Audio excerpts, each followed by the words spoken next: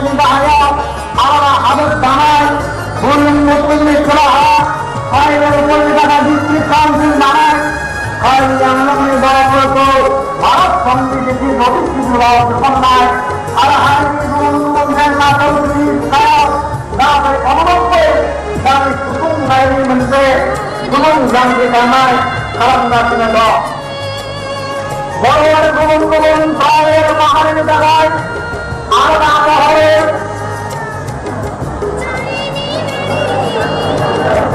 আলাদা নকল হাওয়ার জায়গায় আরো বড় পাহাড়কে পৌঁছাও জেলে পাহাড় মহলে দায়িত্ব মানে জায়গায় একজনই ইস্তেমাল করা না মন্ত্র গাড়ি গাড়ি ইস্তেমাল করা না আর গুণন বিজয় করা না মানবা দ্বিতীয় ইস্তেমাল করা না বড় পাহাড় নিচে গেলাও আর সামনে গাড়ি না গাড়ি না একজন ইস্তেমাল করা না গাড়ি না রেস্তা রেস্তা আরাম ছিল আলাদা আগে জমানা আসাম সরকার আর শাসক ইস্তেমাল বড় বড় সমস্যা সমাধান না অসম্ভব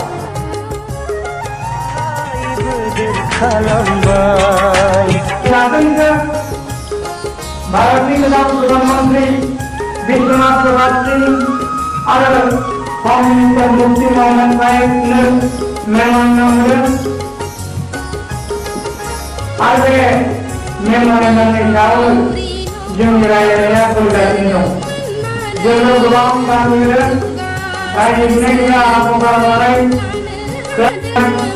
आज नामी हमने बोला तो किस दिवाली बना देखो मेहमान नाम लागू मेरे आगे दो परिवार जिन्होंने प्राइम मिनिस्टर प्रधानमंत्री विश्वनाथ प्रसाद सिंह ने मेहमान बनाए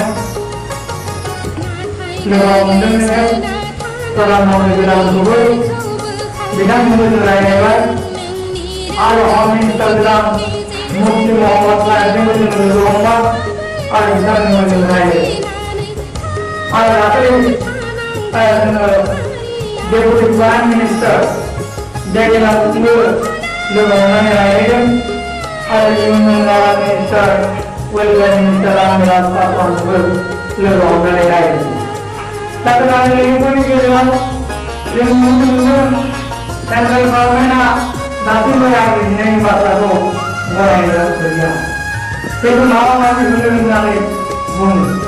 Ini kemudian apa yang punya kali dokumen yang police ने वाइटर करा पूरे मंदिर जो बनाया जा रहा है बरानी के नाम पर बनाया देखा है जो ना आवाज़ आ रही है मुझे हमारे सारा हाजिर और जो बना हाजिर और पुलिस ने वाइटर कर रहा है बाहर हाजिर नहीं जो कैबले कैबले घूमे करे और वही आगामी जनरल कानूनी इजाज़त रामलीला का सारा मंदिर बिहार में लैंड प्रॉब्लम पानी प्रॉब्लम हाजिर अपनी समस्या बानी जो गवर्नमेंट पुलिस की व्यवस्था लेकिन जो ने बिताना बुझना हालत ना है जो सामने बताएंगे जो ना गुरुत्व नमुबादला जाएगा जे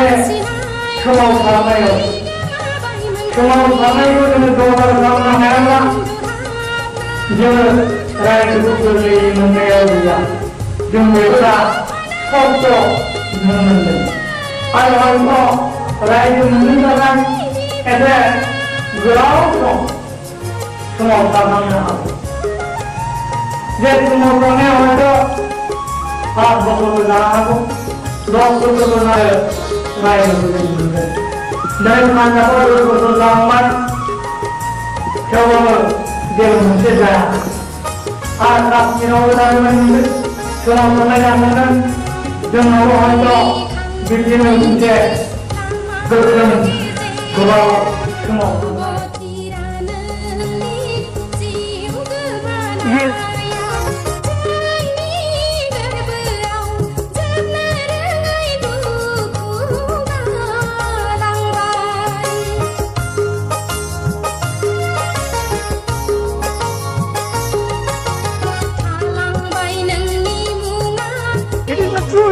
When I had been protesting this thing, this is not true at all.